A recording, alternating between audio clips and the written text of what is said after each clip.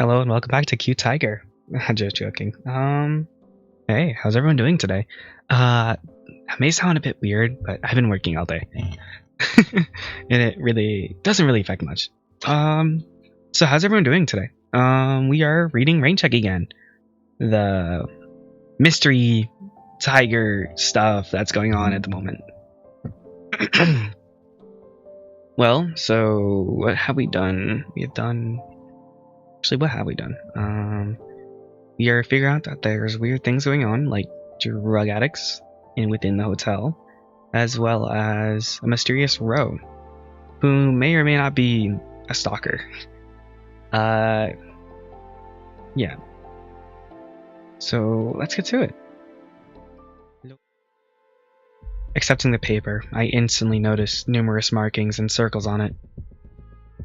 The specifics of the writing aren't clear, but the headline is distinct, grabbing my attention. City Harbor engulfed, lone survivor emerges amidst vanishing crew. I shift my focus to study the rest of the clipping, particularly drawn to the date of the publication. Wait, this happened over 2 years ago. I think I remember reading something about this, but I can't be sure. I put the paper down and stare back at Ro, expectantly. Like the paper says, there was a chemical fire by the harbor a couple of years ago. I'm here to investigate that as well as some other things relating to it. I see. And you're the one, and you're doing this all by yourself? He pulls something out of his pocket as he sits down on his bed. It's a small black business card that's even smaller than the key card he was holding earlier. Here. This is my employer. Accepting the card, I scrutinize it under Ro's watchful gaze. The phrase analytical research and confidentiality dominates the card in bold silver letters. Flipping it over, I find only a lone phone number printed in the corner against such stark black background. I work for ARC, a firm involved with a mix of investigative and intelligence work amongst other things. Oh, okay, so you're some kind of detective? Private investigator. The revelation that his work is less sinister than I'd imagine brings a sigh of relief and measure of relaxation. So why this case then? I'm not at liberty to share the specifics. I'm simply here just to gather information. Right. Well then, I guess this is starting to make a bit more sense. Anyway, glad I ran into you up there. Your little stun almost blew my cover. What do you mean? I still don't understand why you did that. Why do you cover for me back there? The wolf smirks and repositions himself, leaning back on the bed with his arms supporting him. You fucked up that cat, plain and simple.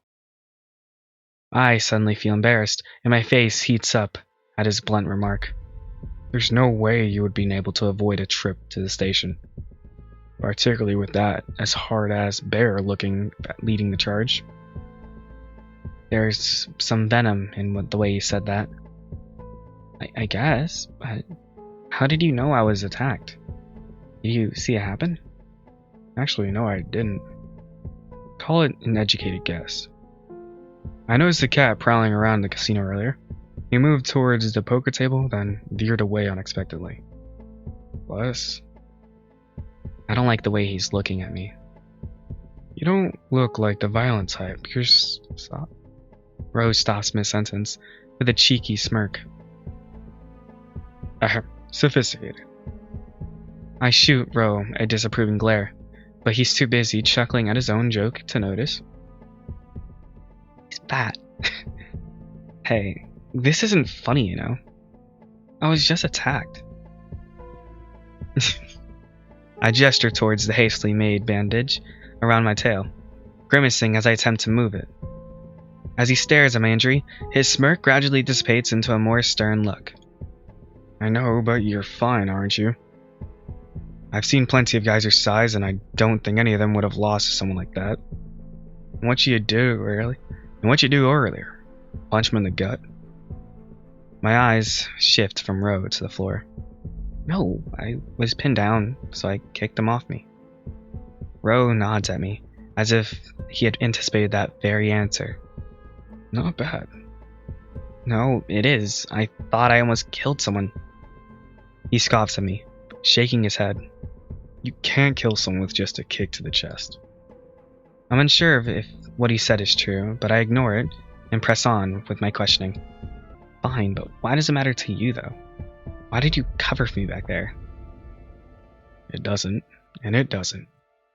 Look, I know you're smart. The police are not your friend. You only go to them with minor, petty crimes, not assaults. My attention sharpens on him as I strive to comprehend the full implications of his words. I see, and why is that? Listen, I'm sure you remember the numerous instances of power abuse, corruption, and bribery over the past few years. Remember the Castleton incident last year? The rumor about the mayor hiring a hitman to kill his wife. Wait, what? Wait, really? That sounds like something that would make headlines. I don't think I've ever heard anything like that before. Figures. It got hushed up pretty quickly. Not surprising if you missed it. It made headlines once, but then it was quickly silenced. Heard a gag order was put in place by the police. Now that I think about it, there were several leads that pointed to Castleton's wife being murdered, but the police never followed up on any of them. Just sat down around with their paws in their ass. Roe gives me a playful smirk and then shrugs. I'm certain it was the same police that helped the Grand Marine hide the recent attacks as well. Terrible, sure, but you get used to it once you're living here. That is terrible. Why isn't anyone doing anything about it? What are they gonna do? Call the police? He chuckles at his own question. I guess not. Do you live around these parts or something? Rose shifts his gaze away from me and looks at the window behind us.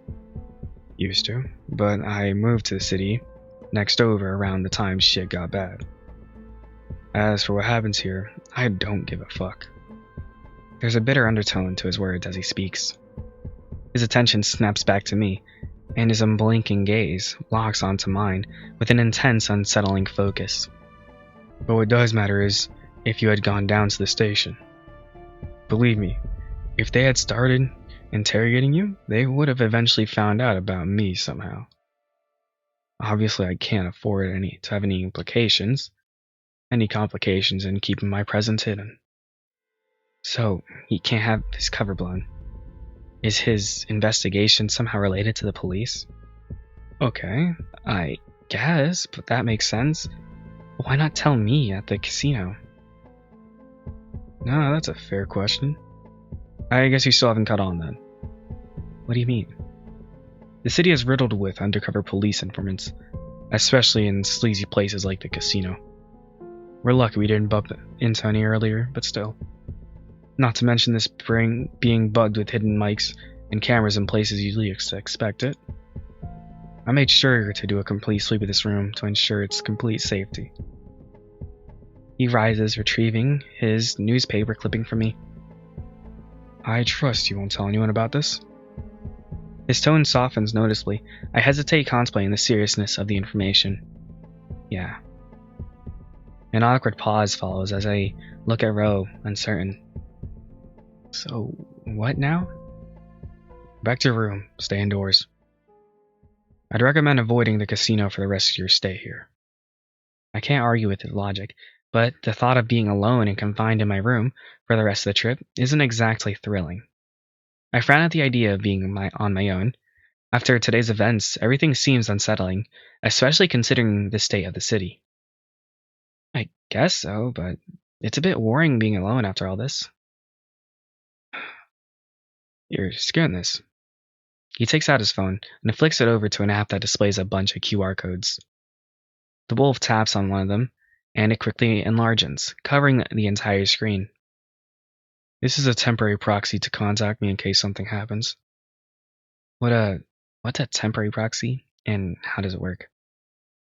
Are you giving me your phone number or something? Rose shrugs, gesturing for me to take out my phone. Something like that. Don't know the specifics, but it's supposed to be more secure. Reaching for my phone, left on my standby since the casino, I tried to awaken the screen. Nothing. Oh crap, the battery's dead. 1 second. He strides over to the 2 briefcases on the floor, selecting the smaller one to place on the bed. I grow curious as he produces a coiled spring-like table. Then an unexpected knock on the door coincides, with a vibration from Rose's phone in his paw. He squints at the small screen and mutters something to himself before turning back to me. Let me get that. My eyes follow Rose as he walks into the front of the room, checking the spyglass before opening the door. Guess who? Glad to see you again. Rose's imposing figure obscures the newcomer, but their slight Hispanic accent is distinguishable. I cannot try that. The wolf walks in with a small fox and a large overcoat that's probably no higher than my shoulders. He's a lot shorter than most foxes I've seen. Just a little guy. Look at him. Traffic was crazy on the way in the freeway, so I had to make a D. His sentence cuts off as he hands something to Ro. His gaze suddenly locked on me. Another one? What did I say about inviting guys over during investigations? The fox, standing barely up at Rose's waist, chuckles at his own remark. He's cute though.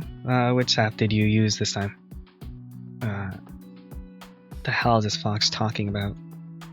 Rose scoffs, sending a sharp glare towards the fox before refocusing on me, quickly detecting the distress on my face. I didn't. Rose's face sounds unamused with the fox antics. Really? This must be a first. So what's his name? Ask him yourself. He's right here. It's Theodore. Then the air tenses as the fox's sharp gaze locks onto me in an instant. I should have kept my mouth shut. He sizes me up, returning my gaze with a sincere smile that vanishes as he refocuses on Ro. Get him out. You know we have business to discuss. Hold on, Javier. I was about to give him a proxy contact. You may be important. What? Why? As our eyes meet again, his stare becomes more intense, as though he's searching for something specific with me. I don't like the way he's looking at me. He was attacked earlier. Interesting. By an addict. I'm certain it was a skeleton user. Really? His tone sounds more sarcastic than anything. Javier's gaze shifts from me to my tail, and I instinctively try to conceal it as he tries to examine it. It's your lucky day, hey? You're not her, are you? His tone shifts and takes on a note of concern as he points to my tail. Not sure what to say. I nod slowly, while avoiding any eye contact. He's okay, thankfully. His phone's dead, though. I was about to restore it. I see. Javier walks past me and takes a seat in the chair in front of the desk, immediately turning his attention to the laptop. Ro gestures for my phone, manipulating a small dial on the head of the charging table. It'll only take a minute.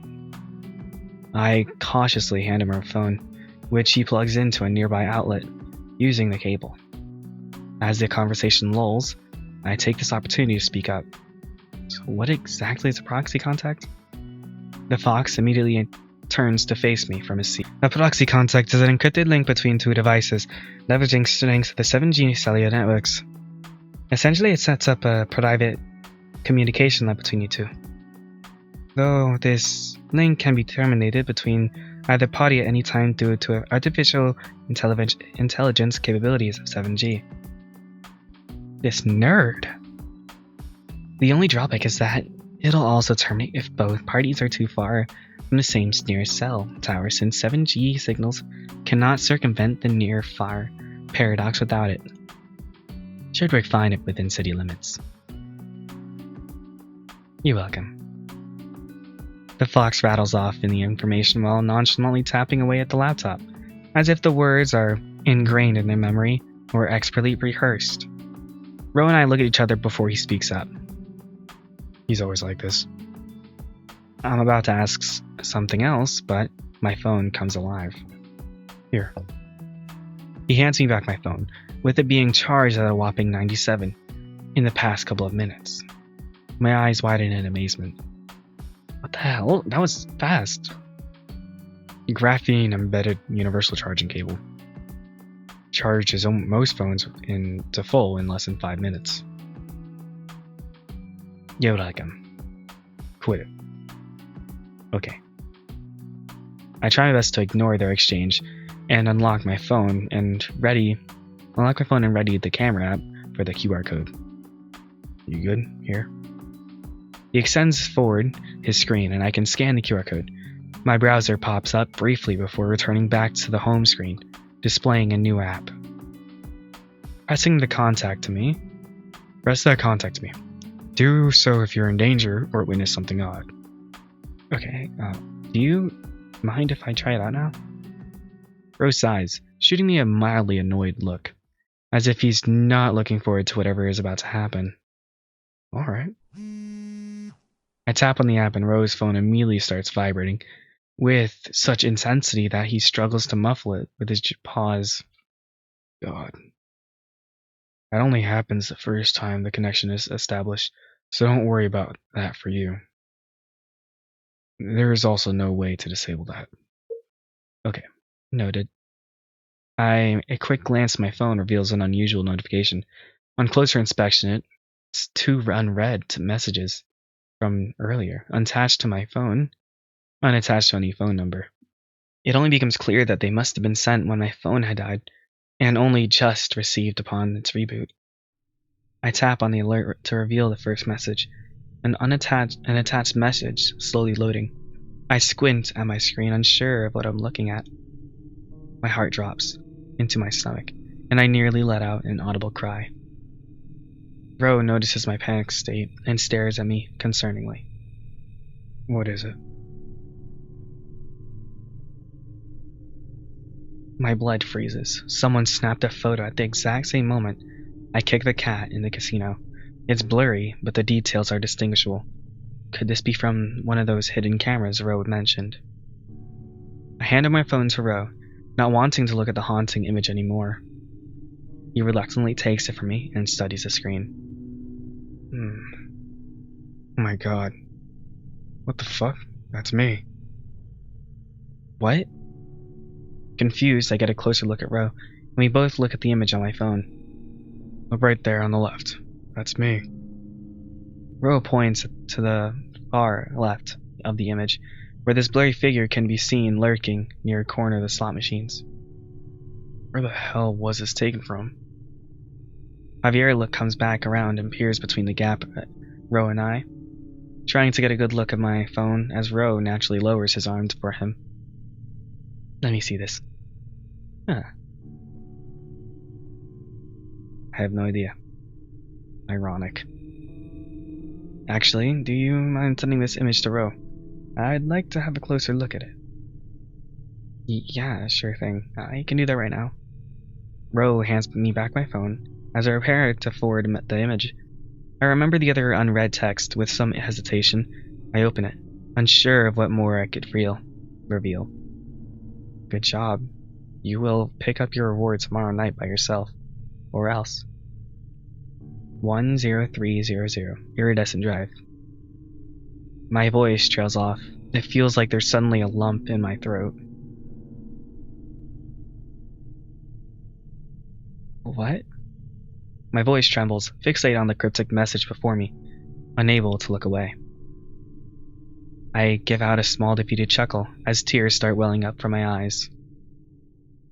All motion drains from my body, leaving me feeling like an empty shell. There has to be some mistake. I sit down on the bed and swallow hard, fighting the urge to throw up. All I want is to close my eyes and make everything go away. I'm at my limit. The room descends into an unbearable silence as Javier and Ro exchange uneasy glances. Ro looks at me and speaks up after a long, drawn-out pause. Hey, you okay? I'm not sure why, but those words cut me deeply. I try to keep my composure, but it's getting harder. Nothing's been okay since I got here. Fine. That's what I wanted to say, but all I can manage is a weak whimper. Despite my efforts, tears start rolling down my face. I feel completely lost and overwhelmed, staring at nothing in particular. God, look at what you did. He's crying now. Let me take over. The fox sits backwards on the chair and faces me. Don't worry. Theodore, was it? Ro and I will investigate this for you, so you can rest easy. We'll make sure you're safe. And by we, I mean Rowan will. What? We never agreed to this. We can't babysit him. He's a liability. No, he's an asset. I'll call Andrew later and let him know we'll have potential lead with a civilian. You know what to do. Besides, you should show more compassion for once. You're one to talk. The wolf lets out a deep and extended sigh. Fine. Great. I also just looked up the address and it looks like it's on the edge of the city, near the power plants. I'll do my research later, but until then, don't let him out of your sight. Remember the last time we had... Yes, I remember. Ro cuts Javier off, catching the fox off guard. Okay, well in any case... Theodore, do you mind if I take your phone to do some message tracing? I extend my phone towards him, avoiding any eye contact as he takes it from my outstretched paw. Javier turns to Ro as he makes his way towards the door. I need to do extra preparations for tomorrow, but I'll be back later to return this phone after I do some digging. Okay. The door slams shut, just as quickly as it was opened, leaving the two of us alone once more. I finally manage to compose myself as Ro stands nearby, but exhaustion washes over me. So, what happens now?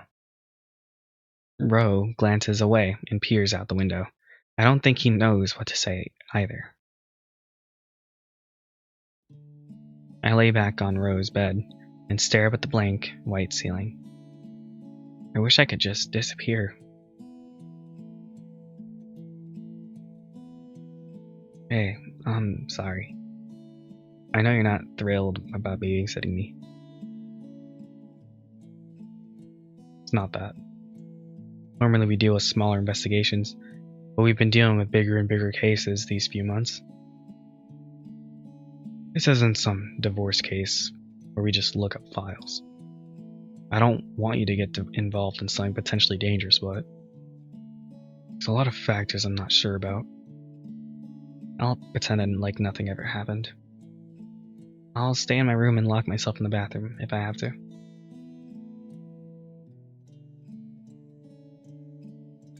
We don't know the exact threat behind that message, so it's best you stay with us for the time being. I know. Do you guys mean what you said? What? Am I really going to be fine? Yeah, well, make sure nothing happens to you. I'll be sure to talk with Javier later tonight on how to proceed with tomorrow. Hearing that puts me at ease. I rest my eyes. You have nothing to worry about. I used to be a bodyguard, but even though I had to quit, my eyes grow heavy and I struggle to focus on his voice. His words meld together into a deep, calming murmur as I zone out.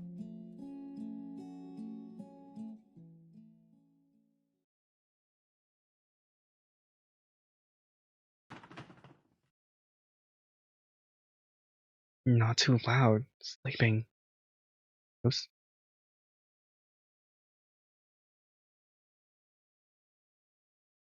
Tomorrow will...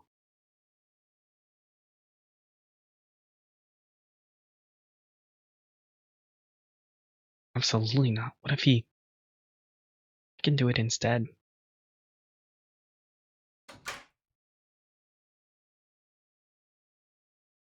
God, it's late.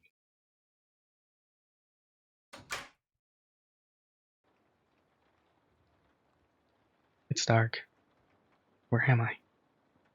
I move my paws and feel a thin sheet covering me. Did I fall asleep in Ro's room? I slowly sit up on the bed, my body feeling stiff. I instinctively search for my body for my phone, intending to check the time before recalling that I had given it to Javier. I shift my focus to the room, giving my eyes time to adjust to the lack of light. No one seems to be here. Bro? My voice is meek and groggy. There's no reply. Curious, I nearly stumble out of my bed and check the bathroom. But he's not there either. Where'd he go? I return to the bedroom and decide to open the curtains. I can't see much besides the rain-drenched window, which obscures the cold glow of the ambient lights glistening down below. What time is it? Walking over to the light switch, I flip it on, revealing an unaltered room, just as it was when I left it, or when I arrived earlier. Spotting the TV remote on the countertop, I pick it up and turn on the large flat-screen TV mounted in front of the bed. The TV turns on to a welcome screen for the hotel, with the time boldly written in the corner. 11:45 p.m. I've really been asleep for so long. Just then I hear a mechanical click, followed by the sound of the door handle turning. I can't make it out at first, but then I recognize the shape of their body as they make their way in. It's Ro. Hey. He spots me next to the TV and approaches me with a surprised look on his face. There's a brown bag in his paw and he extends it out to me. How long have you been up? Not long at all. I just woke up and wanted to check the time. Right. If you're hungry. He sets the bag on top of the counter, water dripping from it as he does so. Thanks. Don't mention it. He suddenly takes off his shirt, the fabric sticking to him as he does. I wasn't expecting that.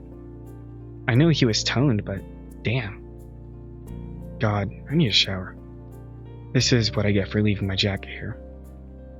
He chucks the wet shirt into the bathroom. Your phone's over there, by the way. Let me get it for you.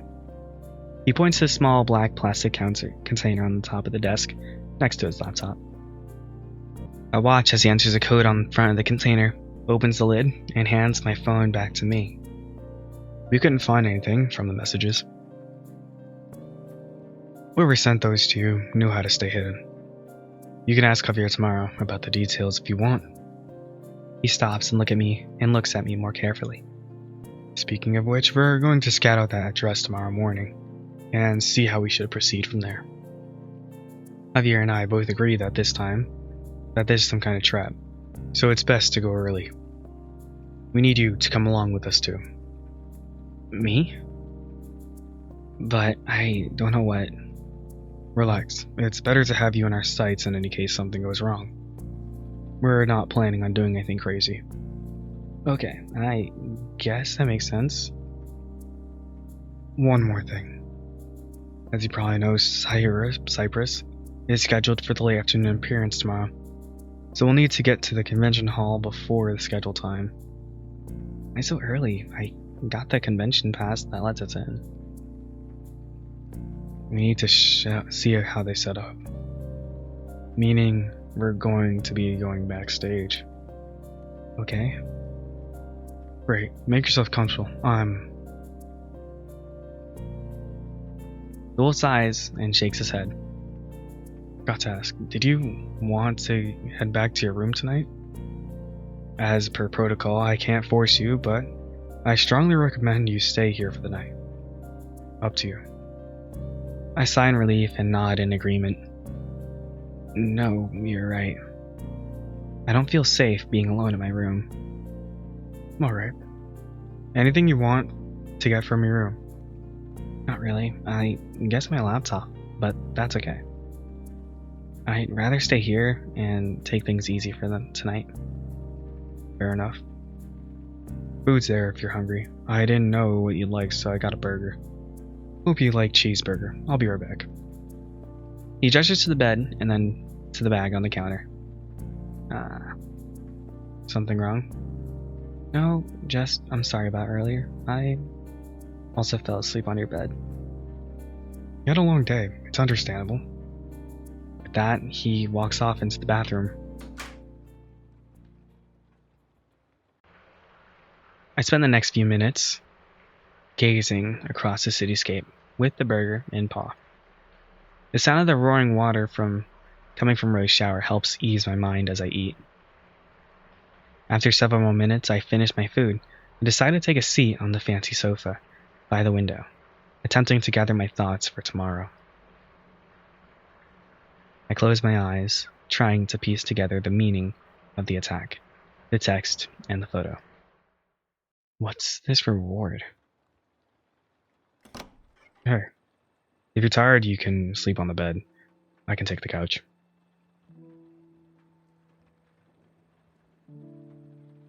What? I wasn't expecting him to be practically nude. I thought he'd at least put some clothes on in the bathroom. Feeling flustered, I examined the fancy couch I'm sitting on instead. He wants to sleep on this? I don't think the armrest would seem uncomfortable for Ro to sleep on. Not with his stature. You're, sleeping with, like that? Sleeping on this?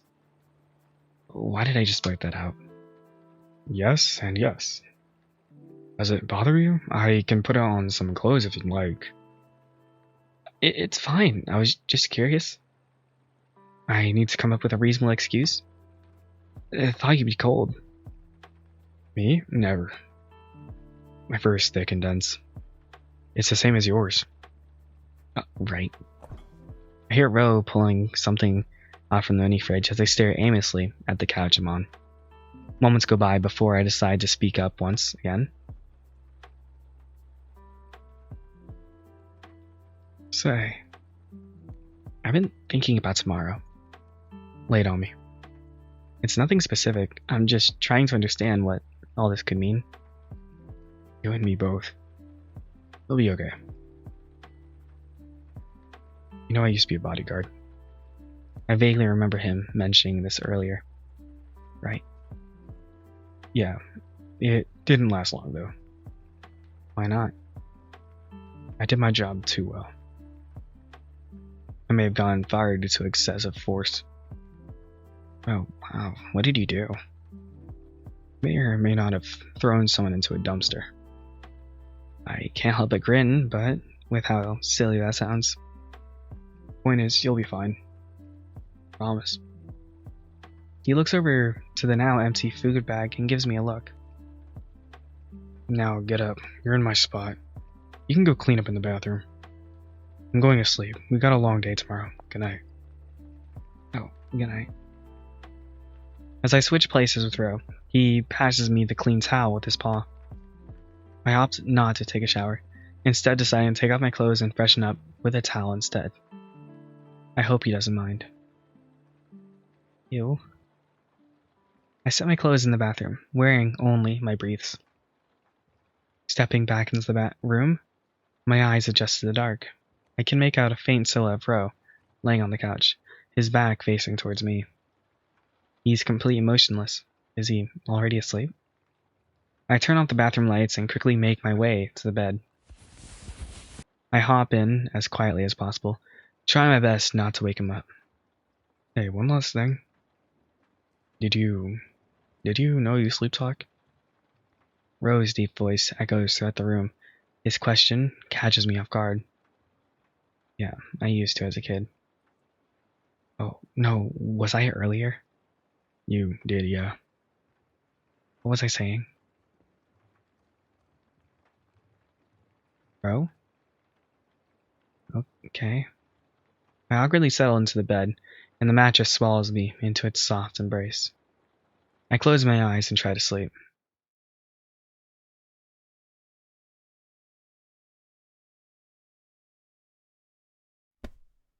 My eyes jolt open, startled by the sudden thud.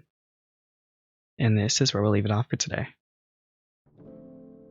Alright, hello everyone, and welcome again, I guess. I hope everyone is thinking well of this one. I'm quite liking it. I like it. Detective, mystery, or thriller. Very mysterious. Ro is a private investigator. That's what it was, right? Not just a detective. So yeah. My idiot ass thought he was a stalker. Sorry about that stupid ass laugh. What was I thinking? Yeah, whatever. If you like this visual novel, you should definitely, what's it called? Oh my god, I was like blanking. I was thinking like 3 things at once. If you like this visual novel, it's made by Radcanine. I will link his Twitter and everything down in the description, such as Patreon of the game developers. Like, this game is not finished, and I think it's on a hiatus, so yeah, maybe maybe they are in need of funds or something at the moment. But yeah, if you like the story, go check them out. Game will be linked down in the description down below. And yeah, I hope you enjoy these videos, by the way. Not too sure how I do, so yeah.